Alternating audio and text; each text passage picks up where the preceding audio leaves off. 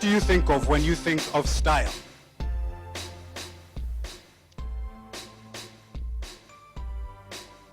Am I stylish? Are you stylish? Actually, ladies, you do look fabulous today. What do you think of when you think of style? You know, style is not just a word. To me, it is a frame of mind. And in fact, this really dovetails with what my organization, Public Image, does. I'm Bbanga, and I am the CEO of a company called Public Image. And what we do is we work with professionals like yourselves in helping improve their public image, their communication skills, their personal brand, so that you can go out and be the very best at what you are. It's also about bringing out the best version of you and being the true you, being the authentic you. Having style, being the best version of you, being the healthiest version of you is actually what I would consider authenticity. It's like breathing. It becomes part and parcel of your package.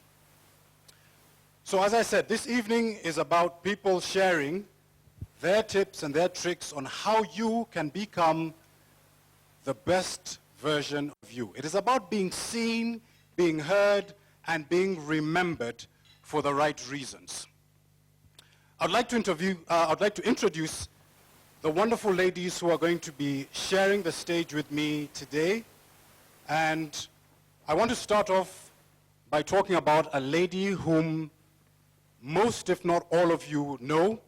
She is a fashionista. She is responsible for elevating style and fashion to the level that Kenya has reached.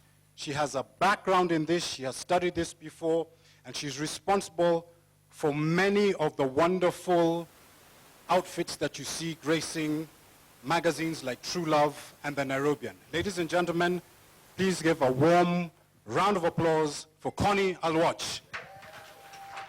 A lady who is quickly making waves in the blogosphere. She has a wonderful, wonderful blog that if you have not already heard of, you should quickly dial into. It is called From Curves with Love. She, in fact, is first and foremost a family and personal friend of mine, and she talks about how women of any size can wear what actually works for them. Ladies and gentlemen, please, a big round of applause for Anita Mogere. To the gym this morning, can I ask that question? Or had a workout this morning? By a show of hands, how many had a workout? How many ladies have a regular workout routine? And for purposes of this conversation, the regular workout routine is during the day, not the other one, during the day. Ladies, my next guest is also pushing fitness and health as an agenda for the Kenyan woman. She believes that everybody needs to look and feel their best. She has a wonderful blog. She's on Facebook. She's all over social media. She has a background in fitness. Ladies and gentlemen, please welcome Jane Mukami. Jane, come on up. Look at those arms. That is what we call toned. Ladies, my next guest is an expert in this area. She runs a company that promotes makeup, good grooming for the professional Kenyan women. She has worked with some of the biggest stars in this country, whether they're from fashion, whether they're in the entertainment industry. Ladies and gentlemen, please put your hands together for Kangai Mwiti of Bayelsa, Africa. Kangai, come on up. Fantastic.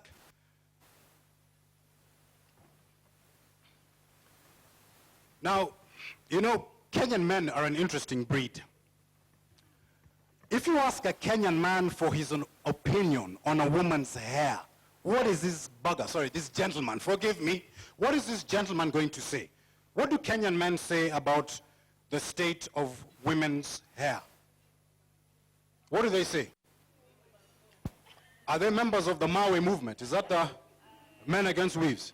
You know, let me tell you, when I meet a man who has an opinion on a woman's hair, and he comes and he starts talking about how women should not be wearing weaves and not be wearing wigs, I sit him down and I take him through a 5-minute rant as to why women will wear weaves and wigs. And I tell them the African woman's hair is naturally kinky.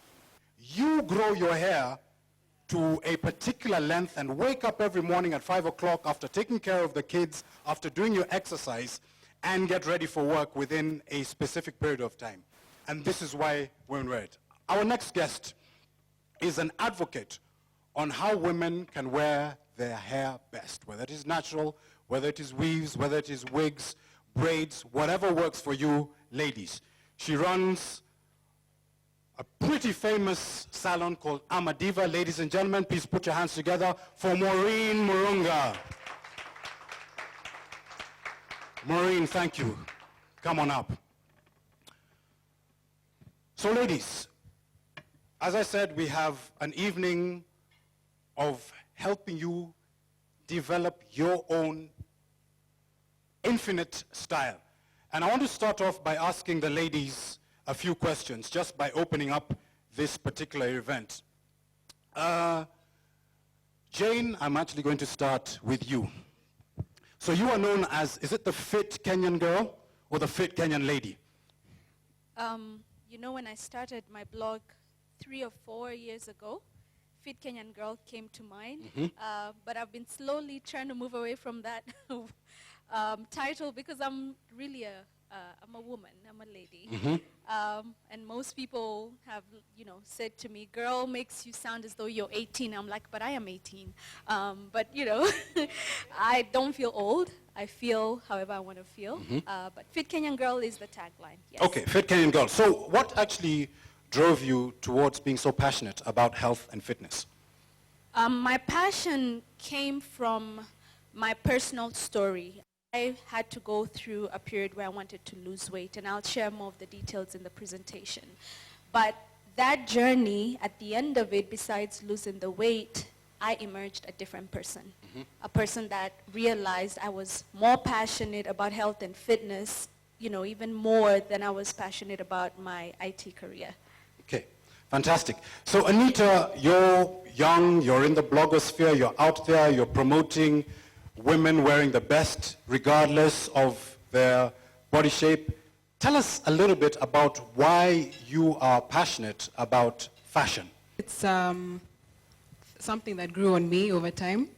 I don't think I actually cared about style much when I was younger. So when I grew old and then I used to find like, why do I dress like this? Like I want to actually make an effort to be better, to look better, to be sort of the best version of myself. Okay, Yeah. fantastic. Well, maybe I can start with the reasons why I got into the industry in the first place. I found that there really wasn't, and mostly my work, most of you might know, is online. It's on digital. And so I found that there really weren't any resources for women like you and like me, especially of African heritage.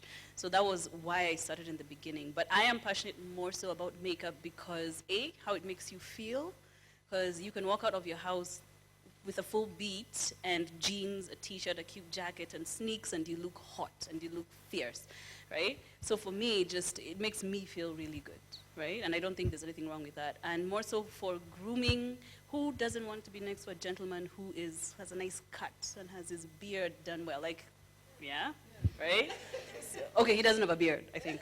But it's just a necessity, and it just shows that you love yourself and you take care of yourself. So. Fantastic, thank you for that. Maureen, I want to come to you next. There is this obsession about women and their hair.